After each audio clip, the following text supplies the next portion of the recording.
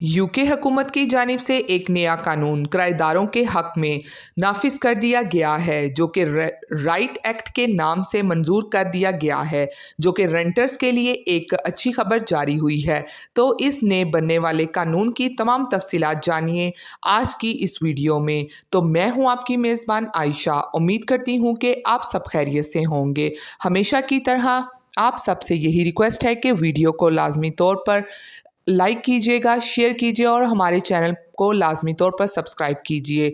Time को waste के बगैर बढ़ते हैं आज की अहम तरीन अपडेट की जानिब।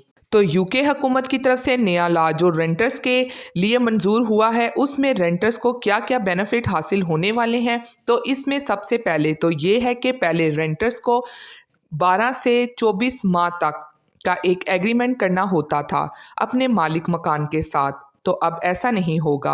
अब किराएदार अपनी मर्ज़ी से जितना अरसा रहना चाहता है वो रह सकता है उस मकान में, और अगर वो मकान छोड़ना चाहता है तो उसको सिर्फ 2 माह पहले नोटिस देना पड़ेगा। इसके अलावा अब मालिक मकान रेंटर से बगैर वजह बताए रेंटर से मकान को खाली नहीं करवा सकता है।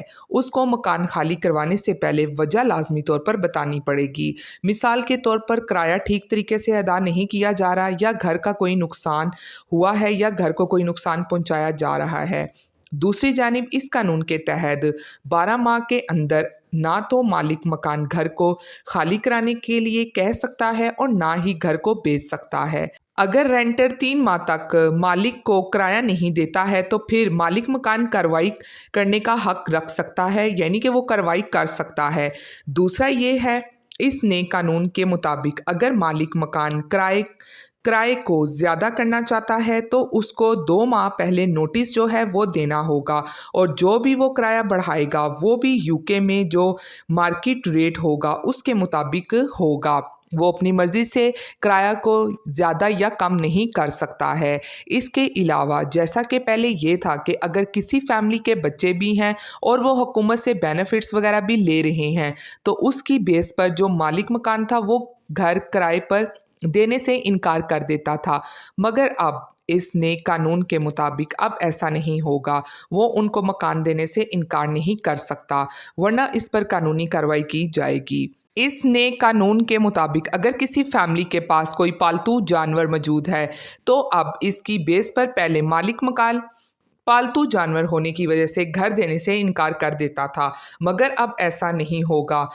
मगर इस पालतू जानवर की इंश्योरेंस जो है वो मालिक मकान मांग सकता है, और इस लॉ के मुताबिक रेंटर्स के लिए ज़रूरी है कि मकान को साफ़ सुथरा रखा जाए, और अगर किसी मकान में कोई ख़राबी यानी कि नमी वगैरह आ जाती है तो इसको ठीक करवाने की ज़िम्मेदारी भी मालिक मकान की होगी। इसके अलावा सिक्योरिटी डिपॉजिट के रूल्स जो हैं वो वही रहेंगे, यानी कि रेंटर को 5 हफ्ते का इजाफी रेंट जो है वो सिक्योरिटी के तौर पर मालिक मकान को जमा करवाना लाजिम है।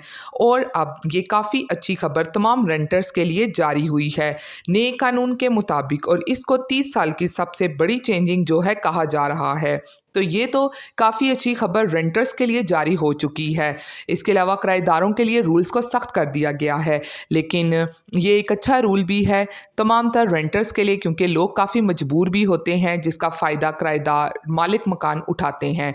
तो ये थी आज की अहम तरीन अपडेट जो आप लोगों के साथ शेयर की गई। उम्मीद करती हूँ कि आपको पसंद आई होगी। फिर मिलती हूँ लेटेस्ट अपडेट में।